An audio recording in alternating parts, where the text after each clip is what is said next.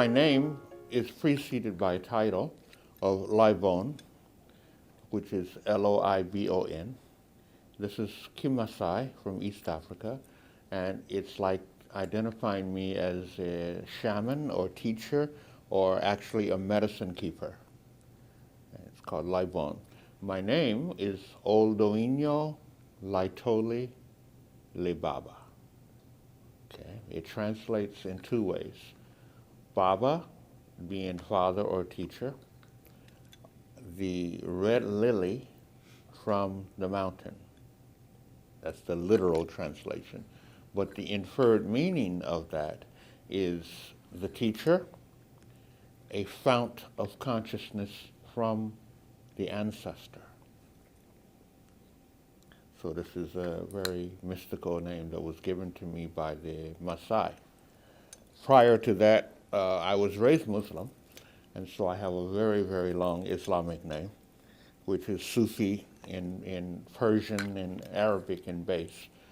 And that was my name. But as a result of my growing up in different cultures and being exposed to different traditions, what I do now is simply try to help people to see things from a very basic, primitive, tribal type of way of thinking, which is not denying any philosophy. It's not in opposition to any religious precept.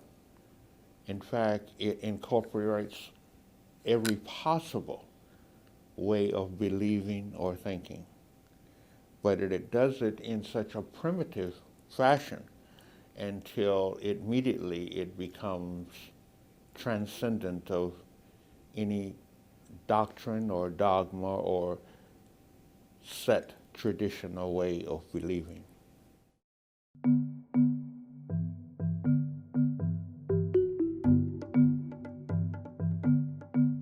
My understanding is that there is no difference that's real. There is a difference that's relative. Duality is not duality in the sense of non-duality, but that's a relative definition. Ultimately, because all there is what is. That is cannot be divided and separated into being other than what it is. So while on the relative level, we need to definitely see the non-attachment to any particular precept or concept of reality. Okay?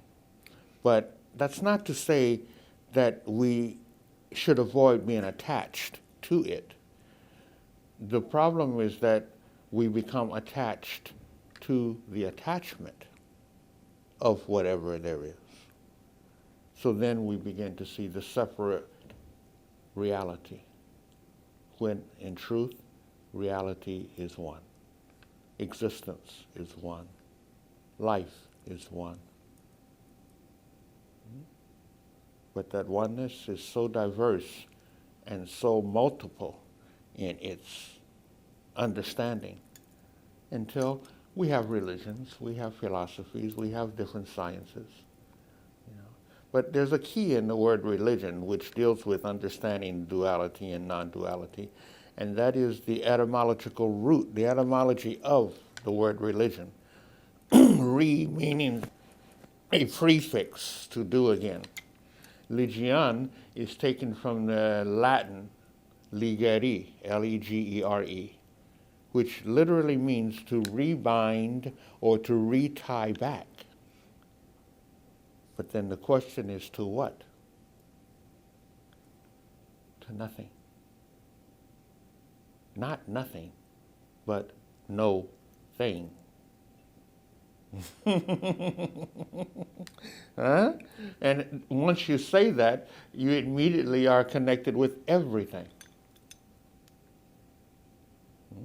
It's just a limitation and the condition or qualification that we place on whatever it is that we're referring to that allows that thing to be an obstacle instead of the opportunity that it's intended to be.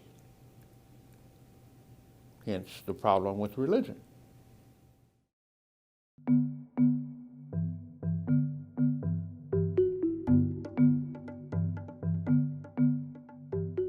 We say that I am that I am because I am not. Because I am not, I am all that ever was, is, or can ever possibly be. Now, the way we understand that is that the I am, the great I am, is the state of being which is not a being, but a state of being, which you can call beingness or isness. And the I that perceives the I is the ego. And so that ego must cease to exist as real, but not cease to exist, but cease to exist as ultimately real and surrender to a reality greater than itself. Hence the I am that I am. And the I, which is the ego, must be not. And by it being not, then the I am is all there is,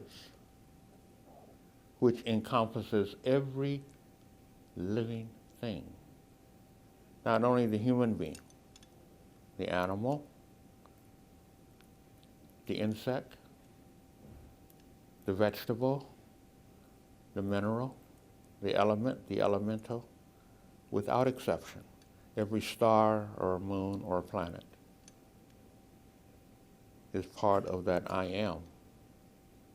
We are not, generally, we are not able or willing to grasp that reality that is appearing so abstract. We want to anthropomorphize it.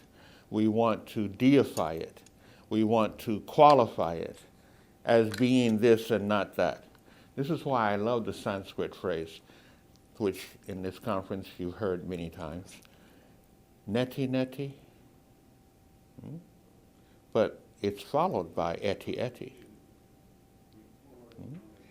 Neti neti, not this, not that, but eti eti, not this, and not that.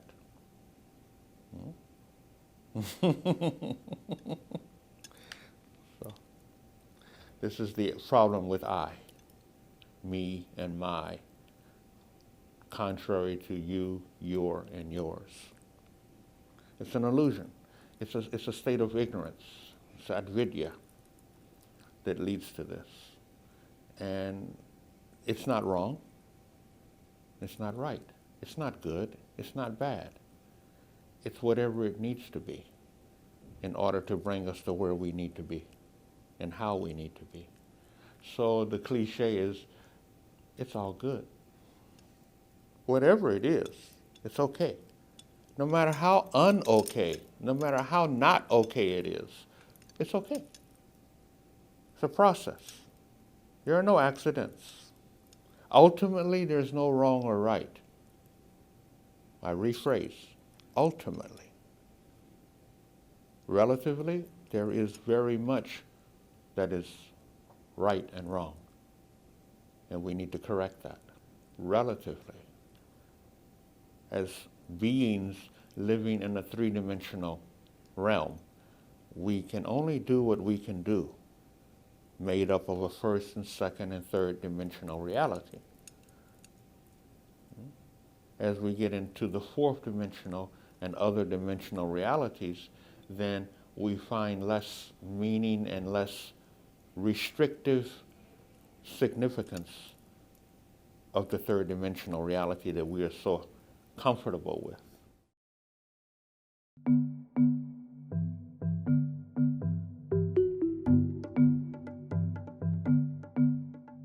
We are not the doer. We are that which is the instrument of the doer.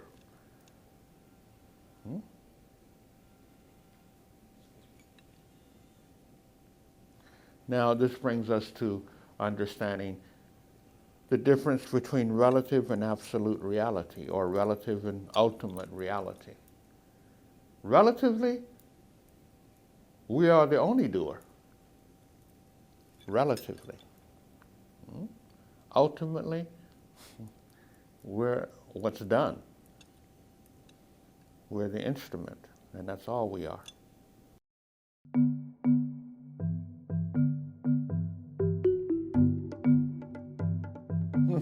There's everything to do. In fact, there's even more to do. We must do all we can do in every way possible to do it, using whatever is available to make the change, to grow, to learn, to evolve, to involve in order that we may better evolve. We must make every possible effort for that. But don't be attached to your effort. Don't be attached to the outcome of your action. Selflessly, egolessly act without the attachment to the result of your actions, good or bad, right or wrong. Just be the best you can be. Do the very best you can do.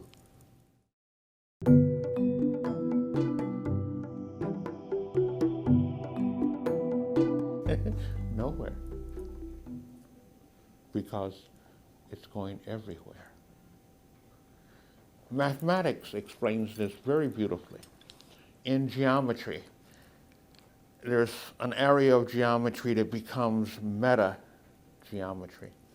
And in that, you have finite numbers representing finite reality, and you have infinite numbers representing an infinite reality. Okay. One is measurable, which is commensurable. One is beyond measurement, which is incommensurable. These are represented by pi and phi. This is mathematical terminology for that. So that shows us that, yes, there is the finite, but the finite is only part of the infinite, which has no purpose. It's purposeless in its purpose. It's causeless in its cause. It is. Theosophy calls this the state of Sat, or the state of beingness, versus a being.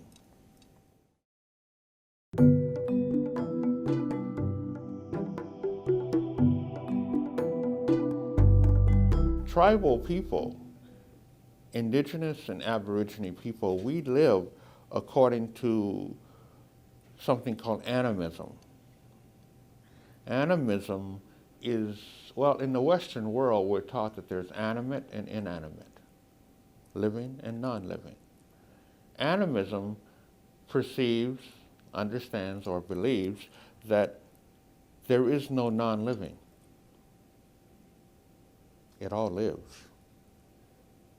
Everything. Everything in this room is alive. But then we take it another level. It's not only living, it's intelligent. It's not only intelligent, it feels, it thinks, it knows.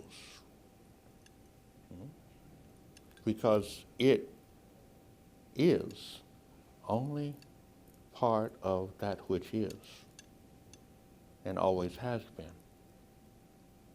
You see. We don't believe that there's literally any time of creation, nor will there be literally any time of destruction. It's all cyclic. It's all cyclic. And so because of that, we're at peace. We have an inner sense of peace and unity with everything. There's no death. There's only change. There's no birth. There's only change. Now, I use physics to try to explain this to the Western world. And there I use the first law of thermodynamics, which says that matter or energy can never be created or destroyed, but only transformed. E equals mc squared. All matter is energy, and all energy is matter. And if neither can be created or destroyed, but only transformed, then when does it cease to be? When did it ever begin to be? In tribal thinking, we see life as a cycle. And that cycle is the experiential cycle of the ancestor. Western culture calls it God. Other cultures call it whatever. But for us, it's the ancestor, because the ancestor never dies.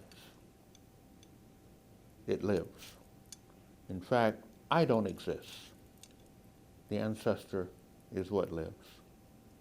I'm only the messenger. I'm only the carrier of that which has come before me. That's all I am. You see? And so therefore the ego is a necessary part of our being, but it is not a part that identifies our being. That is the lower ego. The higher ego is an ego that is an identity of all beings, without exception. So there's also no, in tribal culture, we have no sense of equality or inequality. There's equanimity, balance, but that encompasses imbalance. You cannot have the light without dark. You cannot have up without down, or right without left, or hot or sweet without cold and sour. It coexists. You cannot have negation without affirmation. Affirmation requires negation, and negation requires affirmation. So what is versus what isn't? It's the yin and yang. It's the same. Not the same as same, but the same as sameness. See, this is where we get caught up in thinking that there is a same. Nothing is the same. Nothing is same, but there is sameness. You and I are different as day and night, but the life is one. The consciousness is one. The soul is one. Now, our process of life is to awaken to that. So then the question that follows is, then is there enlightenment? Not in the sense that we generally think of it, but in its true sense of being in the light. Enlightenment is being in the light. Well, all there is light, which is not separate from darkness. So it's nothing to achieve. There's nothing to acquire. There's nothing to accomplish. We are that. The only process is to realize that, to become aware, and then to accept it. To accept it, and then live it. That's the challenge, is to live what we are, to live who and what we are. It's not that we have to become anything. And those that refuse to live or to learn it, those that refuse to be it, they're expendable. As it was once said by a great teacher, if you're not part of the solution, you're part of the problem. The other half of what he said was, I'm talking of Malik al-Hajj Shabazz, which is commonly known as Malcolm X. The other part of that which people don't want to remember, is that he said, if you are to liberate, you need to educate. So education feeds liberation. But if one chooses and refuses to not be educated, and hence does not accept being liberated, then that person must be eliminated by any means necessary. Now that's hardcore. That sounds cruel, but it's the law of nature. Anything that threatens the survival of the whole is compromising the existence of the whole, and therefore it's expendable. There are two principles that govern the universe: universal law and universal order. Any person, place, or thing that breaks and refuses to abide by universal law, not man law, universal law, is inevitably destroyed by universal order. You want to see verification of this? You want to see the proof of this? Turn on Nature Channel. Turn on National Geographic and watch what the animals do. Watch how nature preserves itself.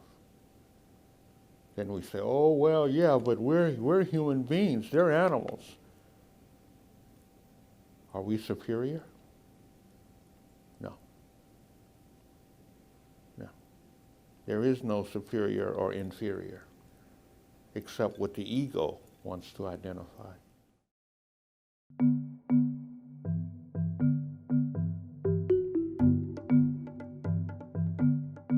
Is language a barrier in tribal society? No, because we don't depend on language. We simply depend on the experience, which is the language for us. It's not a verbal communication, but it is a living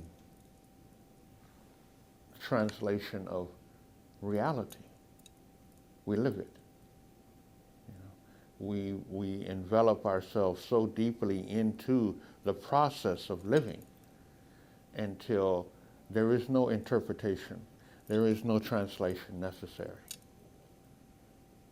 You experience it. Whether it's hunting and gathering or dealing with what is called death. It's the same to us. It's all a ritual. It's all ceremony. Which is why some of us in the tribal or in the indigenous community live the way we live and do the things we do. Hence, headhunting, cannibalism, circumcision, male and female.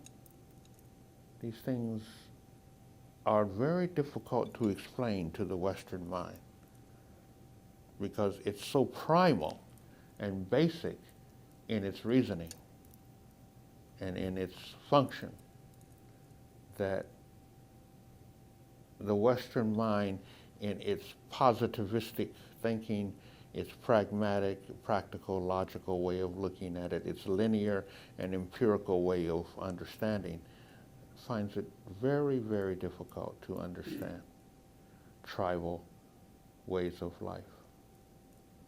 And that's what I'm here for, is to try to break those barriers of communication, to try to find a way to translate that which is not translatable, to share that which is almost impossible to share without the experience. But I try to find a way to still help people to relate, if not to accept, to at least appreciate, and to not judge, and to not deem as evil or negative or less civilized, cultured, or less purposeful or meaningful. That's my job.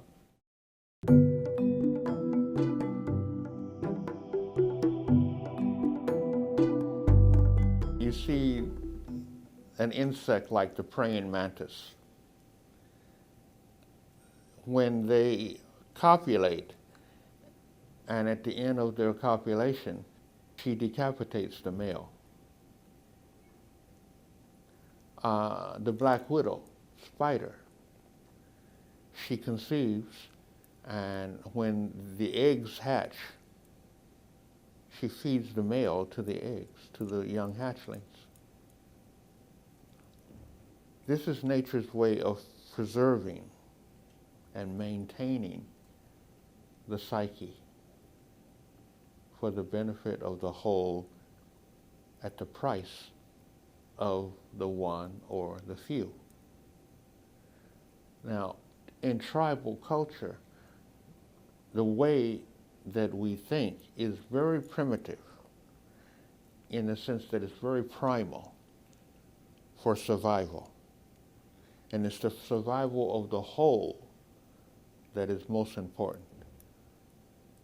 Every individual is a potential sacrifice for the benefit, the well-being, and the health of the whole. Now, this is kind of like a general understanding amongst indigenous people, to the point to where when we have our tribal conflicts, we go into conflict without trying to avert being killed. We go into the conflict to kill, but if we are killed, the exhilaration of acceptance is almost as great. In fact, it's greater than if we do the killing. Because when we are killed, we are sacrificing our individuality to become one with the ancestral totality of existence, which sustains everything. So this is the greatest honor. It's an honor to join the ancestors, you see. And so our head is taken back to the village of the taker. It's ceremonially decorated and kept into the main living space of the family of the taker. And in some cases, the head elder of the family sleeps on the skull as a pillow to absorb all of the energy, because the life force energy is still there. And that life force energy sustains life. It feeds life. Life feeds life. Death is part of life. It's a cycle. It's a cyclic aspect of life. But when that head is taken, the liver or the heart is also eaten to carry on the DNA, the stamina, the strength of that great warrior that just sacrificed his physical being, because the life force is seen to be one. And in that same sense, when we kill an animal, our thinking is that I take you today, you take me tomorrow. And as we take each other, we join together in the great ancestral kingdom of life itself. So there's no superior or inferior. There's no taker or taken. This is the way we think. This is the way we think. Okay. And it has many ramifications.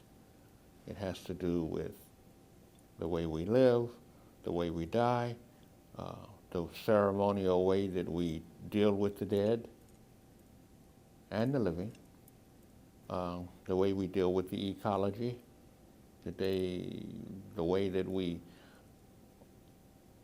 totally see an inseparateness of I and me and my and you and your and yours. So it's an honor. Whatever we do to each other, it's a privilege. Totally different way of thinking.